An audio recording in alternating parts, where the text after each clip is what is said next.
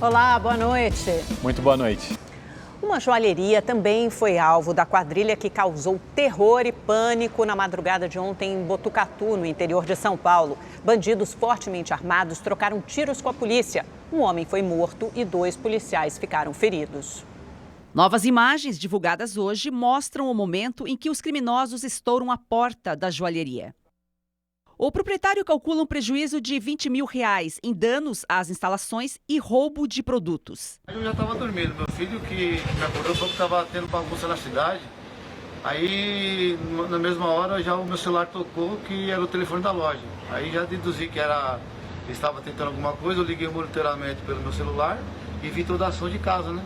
Cerca de 30 homens fortemente armados explodiram agências bancárias, atearam fogo em viaturas, atacaram bases da Polícia Militar e fizeram reféns na madrugada de ontem em Botucatu. A Polícia Civil vai investigar as circunstâncias da morte de um homem de 29 anos que foi baleado durante a ação e apontado inicialmente como um dos assaltantes. Ele era morador de rua e não teria ligação com o roubo. Essas imagens mostram um policial sendo atingido pelos disparos. Um outro também foi baleado no tiroteio. Os 2 estão fora de perigo. A cidade teve toque de recolher na quinta-feira durante cerco à quadrilha. Mais de 200 policiais participaram das buscas. Os criminosos abandonaram os carros e fugiram a pé em áreas de mata. 5 veículos blindados foram encontrados com fuzis de alto calibre, incluindo um modelo .50, capaz de furar blindagens de carros fortes. Até agora, ninguém foi preso e as buscas continuam. No Rio de Janeiro, um médico foi preso em flagrante depois de ameaçar um paciente com uma arma. De acordo com a polícia, o pneumologista Enio Studart se desentendeu com o paciente sobre a qualidade de um exame para Covid-19 durante atendimento no consultório na Barra da Tijuca, na zona oeste da cidade. Exaltado, o médico teria mostrado uma arma que estava na mochila. O paciente chamou a polícia e os 2 foram encaminhados à delegacia da região. No carro de Enio, os agentes encontraram 2 armas, um soco inglês, 2 facas, munições e um carregador. O médico vai responder por ameaça e porte ilegal de arma de fogo. Nossa, até difícil acreditar que seja um médico mesmo, né? 2 suspeitos de realizar vários furtos foram presos hoje na região metropolitana de Belo Horizonte. Um dos detidos é um chaveiro experiente que usa a habilidade de abrir portas para cometer crimes. O escritório de uma empresa de proteção veicular em Pedro Leopoldo foi alvo da dupla. Câmeras de segurança flagraram quando o suspeito de 63 anos invade uma sala e, em menos de 5 segundos, abre a tranca da porta. Vizinhos ouviram a movimentação e acionaram a polícia, que prendeu o idoso e um homem de 30 anos após perseguição. Dentro do carro dos criminosos, a polícia encontrou dinheiro, 8 celulares, um notebook e 2 televisões. Todo o material furtado foi recuperado. As ferramentas usadas no crime também estavam dentro do veículo. O comparsa mais jovem é formado em direito e não tinha passagens pela polícia. Ele disse que trabalha como motorista de aplicativo e decidiu ajudar nos arrombamentos por causa de uma dívida de R$17 mil. O outro criminoso que aparece nas imagens admitiu a habilidade para abrir fechaduras. Conhecido como Senhor das Chaves, ele responde a 15 inquéritos por crimes como furtos, arrombamentos e uso de drogas. E no interior de Minas, em Montes Claros, a polícia prendeu 2 irmãos gêmeos suspeitos de aplicar golpes pela internet. Há 2 anos, essa dupla já havia sido presa tentando fraudar o Enem. Mateus e Marcos Ramos de Jesus, de 24 anos, foram surpreendidos em casa após uma denúncia feita por um comprador que pagou por um produto, mas nunca recebeu a mercadoria. De acordo com as investigações, os golpes começaram há 6 meses. Eles anunciavam celulares e outros eletrônicos com preços baixos em um site de compra e venda. Para convencer as vítimas, a dupla enviava notas fiscais e códigos de rastreamento falsos. Em um único dia, os suspeitos chegaram a lucrar R$3 mil. Com os irmãos, a polícia apreendeu R$24 mil em dinheiro, uma máquina para contar cédulas, vários cartões de crédito, celulares e um notebook. Essa não é a primeira vez que os 2 são detidos. Em 2018, durante a realização do Enem, Mateus e Marcos foram presos em flagrante usando pontos eletrônicos para tentar fraudar o exame. Na época, eles pagaram fiança e foram soltos. A clínica em que uma funkeira fez um procedimento estético antes de morrer foi interditada na zona norte do Rio. A dona do local prestou depoimento hoje à polícia.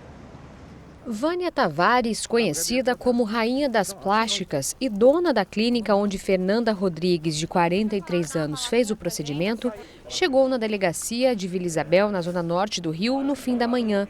Ela prestou depoimento por cerca de 3 horas. Eu trouxe todos os documentos, tá tudo certinho, tá? Estava falando que eu não tenho documento, tenho alvará, tenho vigilância sanitária, a clínica está apta a funcionar, tá? Eu estou consternada com o que aconteceu, também estou abalada, estou muito abalada com o que aconteceu, não é fácil. A empresária afirmou que o médico responsável pela cirurgia está internado após sofrer 2 AVCs. A polícia vai investigar a informação e pretende ouvir o profissional assim que possível. Apesar de Vânia publicar nas redes sociais que o médico Wilson Ernesto Galarza é cirurgião, o Conselho Regional de Medicina do Rio de Janeiro informou que a especialidade do profissional é ginecologia. Segundo o Conselho Federal, para realizar procedimentos como lipoaspiração, o médico precisa ter formação cirúrgica em geral. À tarde, os investigadores estiveram na clínica onde o procedimento cirúrgico foi realizado. Ontem, a Polícia Civil e fiscais da Vigilância Sanitária interditaram o local por falta de permissão para serviços de internação e de licença sanitária para funcionar. A manicure e cantora de funk, conhecida como MC Atrevida, morreu 10 dias depois de ter feito uma hidrolipo com enxerto. Ela retirou gordura localizada das costas e injetou nos glúteos. O laudo do IML apontou que a causa da morte foi uma infecção generalizada provocada por uma inflamação na pele. No Rio de Janeiro, um estudante de odontologia atuava como dentista e ainda ostentava o exercício ilegal da profissão nas redes sociais. No consultório, que fica em um shopping da Barra da Tijuca, zona oeste do Rio, os policiais encontraram medicamentos vencidos e impróprios. O local também estava em más condições de higiene. Até seringas pelo chão e descartadas de maneira errada foram encontradas. Era ali que Cleomar Ângelo Esteves fazia consultas e até procedimentos cirúrgicos. Ele foi preso no momento em que se preparava para atender um paciente. Cleomar se identifica como dentista, mas ainda cursa o 4º período da faculdade. Ao ser abordado pelos policiais, ele alegou ser estagiário, mas o Conselho Regional de Odontologia só permite estágios a partir do 5º período. Nas redes sociais, Cleomar publicava fotos ostentando o uniforme de dentista e mencionava o trabalho em clínica bucomaxilofacial. Ele tinha o hábito de postar fotos com pacientes, com sisos extraídos. Ele ostentava mesmo essa rotina de consultório odontológico. O estudante vai responder em liberdade por exercício ilegal da profissão. A pena pode chegar a 2 anos de prisão. Já o dono da clínica, Arquimedes Matos Araújo Neto, permanece preso e vai responder por ter contratado o estudante sem que ele pudesse exercer a profissão e pelas condições precárias de higiene do consultório. O que a gente pede é que as pessoas denunciem, que entrem em contato com as delegacias, entrem em contato com o Disque Denúncia, com os conselhos regionais, para a gente poder, saber onde essas clínicas estão e tomar as devidas providências. No Paraná, uma operação das polícias civil e militar prendeu 11 suspeitos de envolvimento em homicídios ocorridos em Francisco Beltrão, no sudoeste do estado. 32 mandados judiciais foram cumpridos. Durante o dia, a ação contou com o apoio de um helicóptero. Essa associação criminosa tem envolvimento em um crime que aconteceu no dia 11 de abril, o qual, de acordo com a polícia, cerca de 8 homens encapuzados invadiram uma casa e atiraram contra pessoas que estavam no local. Na ocasião, um homem foi assassinado e outras 6 pessoas, incluindo uma criança e um adolescente, foram atingidas, mas sobreviveram. Além desta situação, ainda de acordo com a polícia, a quadrilha é suspeita de ter envolvimento em outros homicídios que aconteceram na cidade. Os laudos toxicológicos feitos nas marmitas dos moradores de rua que morreram em Itapevi apontaram a presença de veneno de rato na comida. A perícia também identificou traços de chumbinho no estômago do cachorro dos moradores. O animal morreu após comer restos da comida. Um menino de 11 anos que comeu o mesmo alimento está internado sem previsão de alta. Uma jovem de 17 anos que também ingeriu a comida já teve alta do hospital e passa bem. As marmitas foram doadas por uma igreja evangélica. A polícia investiga se o envenenamento ocorreu no posto de gasolina desativado, onde os alimentos foram distribuídos, ou se ele ocorreu durante o preparo das refeições. Até o momento, foram feitos mais de 1.700.000 testes para o novo coronavírus, tanto na rede pública como privada, no estado de São Paulo.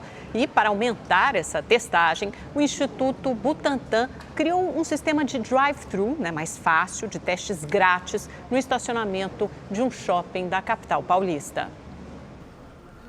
Numa manhã fria, aguardar dentro do carro até que não é má ideia. Olha o tamanho da fila. Teve gente que ficou 4 horas esperando para passar por esse desconforto aí.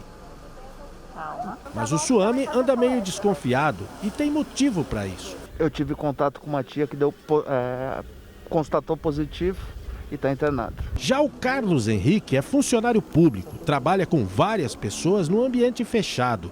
Não anda se sentindo muito bem e resolveu tirar a dúvida. Peguei uma gripe muito forte. E a gente já não sabe mais os sintomas, se é o vírus, o Covid, ou se é por causa da gripe que a gente pegou. A gente fica meio inseguro, né? Até a próxima segunda-feira, o pessoal do Instituto Butantan vai atender a 1.000 pessoas aqui no estacionamento deste shopping, na zona sul de São Paulo. O resultado sai 72 horas após a coleta do material do nariz e da garganta. É o PCR, uma das testagens mais rápidas para a Covid-19. Para a Organização Mundial da Saúde, o teste no maior número possível de pessoas é a melhor maneira para monitorar a evolução da doença. A OMS considera que se 5% dos testes forem positivos por pelo menos 2 semanas, significa que a doença está sob controle. Depois de tudo, fica aquela sensação de que o teste é meio chato, sim, mas vale a pena. Um pouco incômodo, mas é bem rápido, então é tranquilo no final das contas. Bom, você deve estar curioso para saber onde fica, né? O drive-thru gratuito de testagem funciona no estacionamento do Shopping SP Market, na zona sul da capital, das 8 horas da manhã às 5 da tarde e vai até o próximo dia 10 de agosto. Em Belo Horizonte, voluntários começaram a receber hoje doses de uma vacina contra a Covid-19. Essa é a terceira fase de testes da Coronavac, desenvolvida pela China em parceria com o Instituto Butantan. Um posto foi montado para receber os voluntários neste centro de saúde. O primeiro a tomar a dose foi um médico de 30 anos que trabalha na rede pública de Belo Horizonte. Para chegar nesse nível de estudo, já deve ter passado em animais, já deve ter passado o que a gente fase 1, que é definir a dose, dezenas de pessoas, deve ter passado fase 2, centenas de pessoas, e vai para uma fase 3, que são milhares de pessoas. Tá? Então, eu chego nesse momento esperando que essa vacina, que esse candidato vacinal seja seguro, porque senão eu não faria, e que tenha eficácia. Os testes vão ser coordenados pela equipe do Instituto de Ciências Biológicas da Universidade Federal de Minas Gerais. A intenção é contar com 852 voluntários. São profissionais da saúde sem registro de contaminação pelo coronavírus, sem doenças crônicas e que não fazem uso contínuo de remédios. As mulheres não podem estar grávidas. Esse candidato vacinal tem 2 doses, no intervalo de 15 dias entre uma dose e outra. Tá? Esse é um processo muito simples, as pessoas perguntam, mas é só ir lá e vacinar. Um procedimento aqui nosso para vacinar alguém demora em torno de 2 horas e meia cada um. Você multiplica isso por 852 pessoas, é uma tarefa assim, absurda em termos de número de horas de profissional lidando com essa pessoa. Em todo o país, o estudo conta com 9.000 participantes cadastrados em 12 centros de pesquisas. O laboratório chinês Sinovac Biotech entregou 20.000 ampolas ao Brasil. Comprovada a eficácia da vacina, o próximo passo é o registro das doses junto à Anvisa.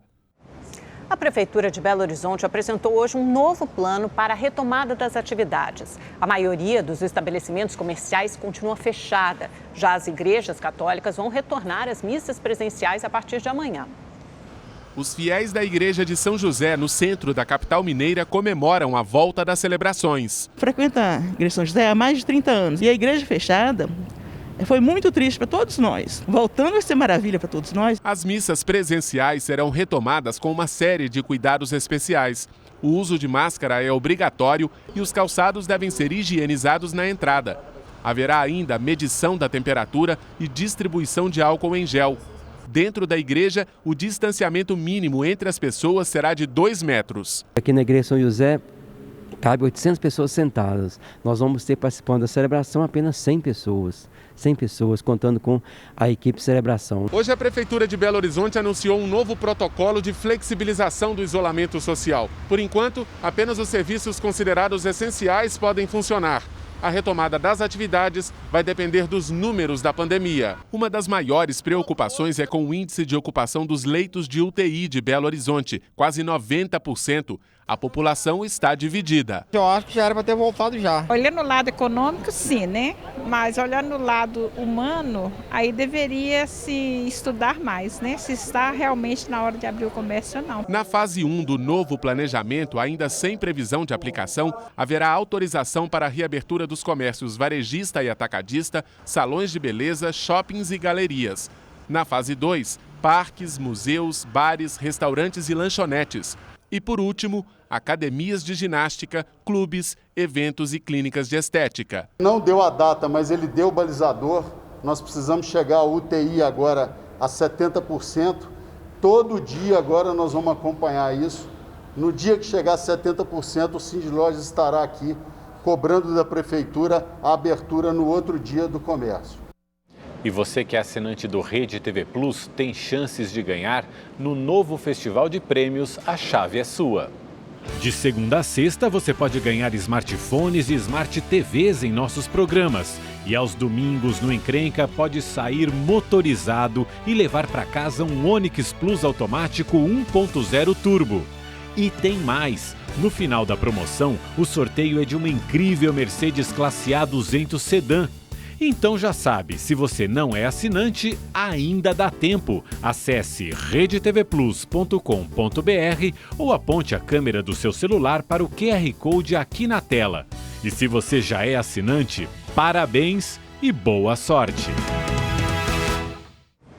Com o aumento do número de casos e mortes, o Vale do Ribeira, região no interior de São Paulo, voltou para a fase vermelha, a mais restrita do plano de reabertura do estado.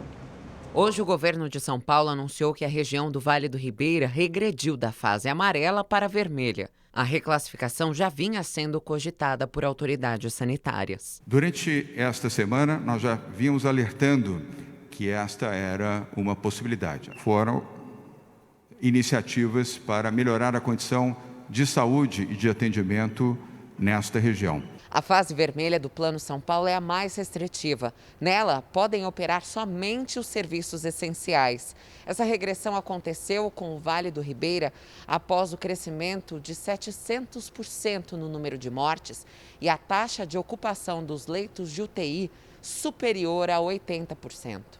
Uma queda consistente e a gente verifica dentro disso uma evolução da pandemia crescente lá no Vale do Ribeira, além da capacidade hospitalar que foi afetada. A cidade de São Paulo e a região metropolitana continuam na fase amarela, que permite a abertura de bares, restaurantes e salões de beleza.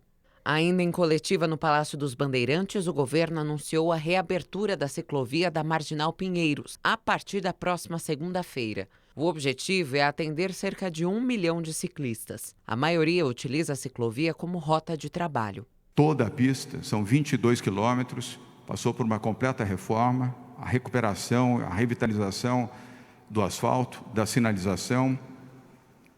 Foram instaladas câmeras de segurança em toda a extensão. Agora também seguranças presenciais estarão nesta ciclovia durante todo o seu período de funcionamento, de segunda a domingo. o ministro da Controladoria Geral da União, Wagner Rosário, testou positivo para a Covid-19. De acordo com a CGU, o ministro ficará em isolamento, mas vai continuar trabalhando de forma remota até fazer um novo teste ou receber alta médica. Rosário é o segundo ministro a informar que está com a Covid-19 nesta semana e o sexto a ser infectado pelo novo coronavírus. A Prefeitura de São Paulo começou a desativar hoje parte dos leitos do Hospital de Campanha do AMB, inaugurado em abril para receber pacientes da Covid-19. Até amanhã serão desativados 561 leitos de um total de 871 da principal ala do complexo. O prefeito Bruno Covas, do PSDB, falou sobre a redução do número de leitos durante a agenda pública hoje de manhã. O percentual de ocupação hospitalar é um dos critérios usados pela prefeitura para o planejamento da retomada das atividades econômicas. Hoje nós fechamos uma primeira ala do Hospital Municipal de Campanha do AMB. Nós temos toda a tranquilidade ao fazer isso. Nós estamos trocando os leitos provisórios dos hospitais de campanha por leitos definitivos. Segunda-feira, por exemplo, nós reinauguramos o Hospital Sorocabana, na Lapa. Então nós temos ocupação de algo em torno de 50% dos leitos de enfermaria na cidade de São Paulo e 55% dos leitos de UTI dos 1.300 que nós inauguramos. Então aqui nós temos leitos sendo inaugurados, além daqueles que estavam nos equipamentos provisórios dos hospitais de campanha. Nós temos toda a tranquilidade por termos já grande parte da população imunizada, bem acima do praticado por outros países, e a estratégia de chamar os setores para discutir a reabertura e de serem parceiros nossos nessa fiscalização. A partir de amanhã, no Rio de Janeiro, o banho de mar e o trabalho de ambulantes nas praias voltam a ser permitidos. Mesmo com a liberação, a permanência na areia continua proibida. Os ambulantes também estão autorizados a trabalhar nas praias e nas ruas. No entanto, não podem vender bebidas alcoólicas e nem alugar cadeiras e barracas. Bares, restaurantes e lanchonetes agora poderão funcionar até a 1 da manhã. A quinta fase de reabertura gradual da economia também será marcada pelo retorno voluntário das escolas particulares de ensino. Já as escolas municipais dependem da avaliação da prefeitura. O presidente Jair Bolsonaro esteve hoje na cidade de Bagé, no Rio Grande do Sul, para participar da entrega de moradias populares construídas com recursos federais. Bolsonaro desembarcou em Porto Alegre e pegou outro voo para ir até Bagé, onde cumpriu agenda na Escola Cívico-Militar São Pedro, uma das primeiras do país a aderir ao programa do governo para esse modelo de ensino. O presidente participou de uma solenidade ao lado do prefeito de Bagé, Divaldo Lara, e do vice-governador do Rio Grande do Sul, Ranolfo Vieira Júnior, ambos do PTB. O segundo compromisso de Bolsonaro em Bagé foi a visita ao 3º Regimento de Cavalaria Mecanizado, o Regimento Forte de Santa Tecla. Depois, Bolsonaro seguiu para a entrega de conjuntos habitacionais do Minha Casa Minha Vida, destinados a famílias de baixa renda.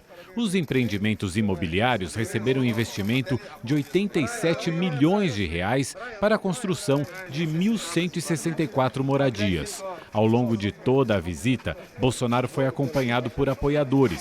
No final, ele comentou sobre o uso da cloroquina em seu tratamento contra a Covid-19. Fiquei 20 dias em isolamento, não tive problema nenhum, zero. Se não tivesse feito o exame, estaria tranquilo. Mas o que aconteceu de verdade? Eu passei mal na segunda-feira, o médico falou que a princípio era sintoma de Covid. Imediatamente me receitou a cloroquina, no dia seguinte estava 100%. Eu estou no grupo de risco. Agora, eu nunca negligenciei, eu sabia que um dia ia pegar. Como, infelizmente, eu acho que quase todos vocês vão pegar um dia. Tem medo do quê? Enfrenta. Lamento as mortes, é certo? Morre gente todo dia de uma série de causas, né? E a vida. A comissão mista que discute a reforma tributária no Congresso retomou as atividades hoje. Uma das principais polêmicas é a sugestão da criação de um novo imposto. A comissão mista da reforma tributária foi criada no ano passado para unificar as propostas que tramitam separadamente na Câmara e no Senado. No entanto, o colegiado estava parado desde março por causa da pandemia do novo coronavírus. Os trabalhos foram retomados hoje virtualmente, já que na semana passada o governo enviou uma proposta de reforma tributária. Agora os parlamentares vão discutir como transformar os 3 textos em um só. Alguns estudos foram publicados, demonstrou nesse estudo o impacto positivo na nossa economia com o crescimento do nosso PIB através da aprovação de uma reforma tributária de 20 pontos percentuais no PIB nos próximos 15 anos. Na próxima quarta-feira, o ministro da Economia, Paulo Guedes, participará de uma audiência pública na comissão. E é justamente ele o principal defensor de uma das propostas mais polêmicas a serem discutidas pelo colegiado. Numa segunda remessa da reforma tributária, a equipe econômica pretende sugerir a criação de um novo imposto sobre transações financeiras eletrônicas, com alíquota de 0,2%. No entanto, a proposta enfrenta muita resistência do Congresso, já que se assemelha à antiga CPMF. Para a proposta decolar, Guedes terá que enfrentar a oposição ferrenha do presidente da Câmara, Rodrigo Maia. Ele vem fazendo duras críticas à possibilidade de um novo imposto e chegou a chamar a ideia de jeitinho. Hoje, durante um almoço com empresários, Maia voltou a se colocar contra a proposta. Um imposto como a CPMF, não estou dizendo que o governo está dizendo que não é esse, então não tem problema, ele é acumulativo, ele trava a economia, ele exporta impostos, então tira a competitividade das exportações brasileiras. Então ele não é neutro. Ele pode ser neutro do ponto de vista do número, 100 aqui, 100 ali, mas do ponto de vista do impacto na economia ele não vai ser neutro nunca. Ele vai ter um impacto real em travar o desenvolvimento do nosso país. O vice-presidente Hamilton Mourão saiu em defesa de Guedes. O argumento é que a nova tributação seria uma forma de compensar a manutenção da redução dos impostos cobrados sobre os salários, o que é uma demanda do Congresso para estimular a geração de emprego. Falei que se quer fazer desoneração da folha, tem que haver uma compensação de outra maneira. Uma das maneiras foi essa que o ministro Paulo Guedes já citou, eu também concordo com o ministro. Agora, se o legislativo, que é o que representa o conjunto da sociedade, não desejar, paciência, não se desonera a folha, e com isso deixa-se de a gente conseguir um número maior de empregos formais. O Banco Mundial aceitou a indicação do ex-ministro da Educação, Abraham Weintraub, para o cargo de diretor executivo no conselho da instituição. Weintraub foi indicado ao posto pelo governo brasileiro logo após deixar a pasta da Educação em junho. O mandato do ex-ministro vale até o dia 31 de outubro. Bom, e vamos aos números do novo coronavírus aqui no Brasil. De acordo com o Ministério da Saúde, 1.844.000 pessoas estão recuperadas da Covid-19. 725.000 pacientes permanecem em acompanhamento. E o país acumula mais de 92.000 mortes provocadas pelo vírus. Vamos saber a previsão do tempo para esse fim de semana com a Gabriela de França. Gabi, agora o frio vai embora. Vai embora, final de semana de bastante sol pelo Brasil, temperaturas aí bem variadas. Boa noite, Mauro, Amanda. Ótima noite para você aí de casa. Dá só uma olhada no nosso mapa, olha só.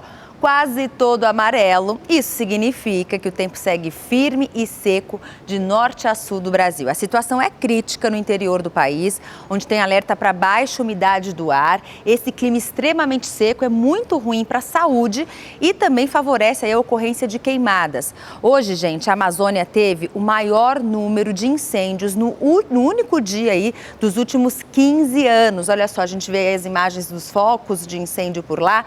Mato Grosso do Sul também. O fogo tem se espalhado por todo o estado. O governo decretou estado de emergência por conta dessas queimadas, que passaram de 1.200 só neste mês de julho. Pantanal bastante atingido por essas queimadas aí, viu? E a situação vai ficar assim porque nem sinal de chuva para lá.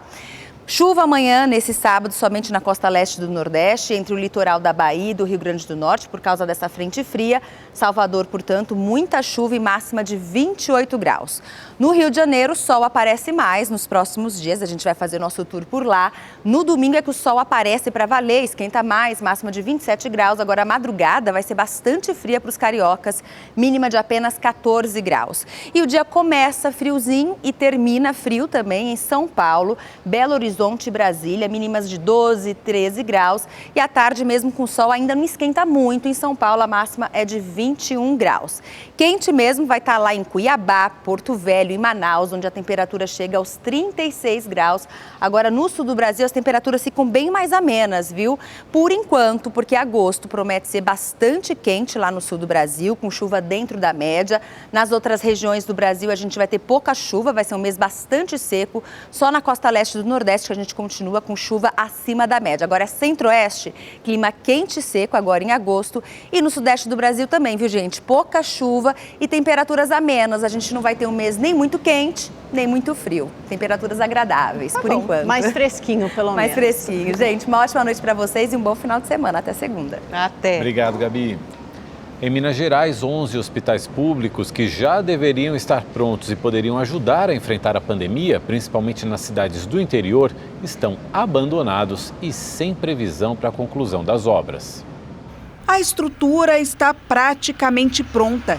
Esse aqui era para ser o Hospital Regional de Sete Lagoas há pelo menos 5 anos, mas por enquanto não passou do concreto. A previsão para esse hospital ter saído era em 2015. Muita gente precisa. O pessoal aí fica aí doente, tem que sair correndo para outro lugar. Já tem o quê? Mais de 10 anos que está aí desse jeito. Dinheiro nosso jogado fora ali. A obra, que está se deteriorando com o tempo, custou até agora mais de 51 milhões de reais ao governo do estado. O hospital foi planejado em 2010 e era para ser uma referência em saúde para 24 cidades da região e quase 500 mil habitantes. Sem leitos e em meio à pandemia, a prefeitura da cidade foi obrigada pela justiça a criar vagas de UTI. Você já ter uma estrutura montada, com certeza propiciaria uma assistência mais adequada. E a gente talvez não precisasse fazer o próprio plano de contingência, a gente teria capacidade de fazer essa assistência lá. E o cenário de descaso se repete pelo estado. Em Juiz de Fora, as obras pararam com quase 60% de conclusão. A unidade de Divinópolis, que atenderia pacientes de 55 municípios, também está inacabada. Em Montes Claros, o projeto nem saiu do papel. Já o Hospital de Teófilo Otoni recebeu 60 milhões de reais em investimentos e está sem obras há 4 anos. Ao todo, são 11 hospitais que estão com as obras abandonadas ou que sequer foram iniciadas aqui em Minas Gerais.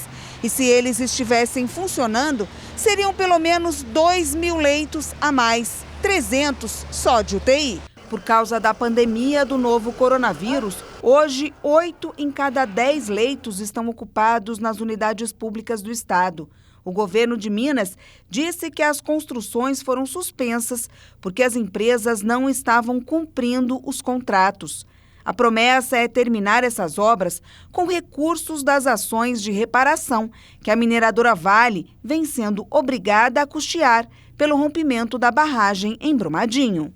O Facebook informou que não irá cumprir a decisão do ministro Alexandre de Moraes do Supremo Tribunal Federal, que determina a retirada de perfis de investigados no inquérito que apura fake news e ameaças contra o Supremo Tribunal Federal. O Facebook, que irá recorrer ao plenário do próprio Supremo, já tinha suspendido as contas devido a uma outra decisão de Moraes. Agora à noite, diante do não cumprimento da decisão, o ministro decidiu aumentar a multa para a rede social de 20 para 100 mil reais para cada perfil.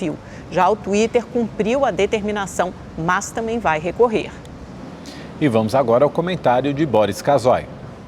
Boa noite.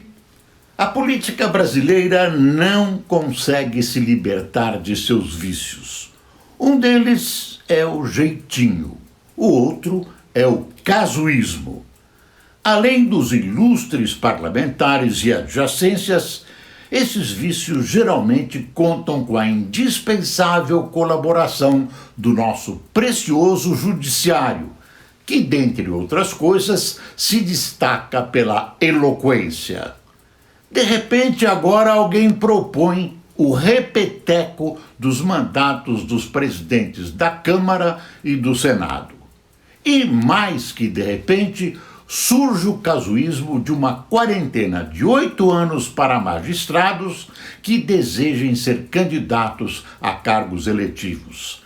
É claro que a medida de uma quarentena para algumas funções de Estado pode e deve ser debatida.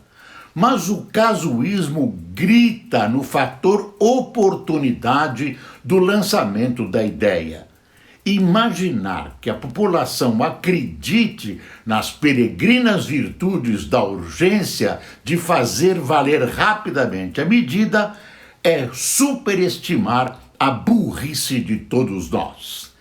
Está na cara que essa quarentena busca afastar da eleição presidencial de 2022 a figura do ex-ministro Sérgio Moro. E uma boa noite para você, um bom fim de semana. A gente se encontra aqui na segunda-feira. Obrigado pela companhia, uma ótima noite para você, bom fim de semana.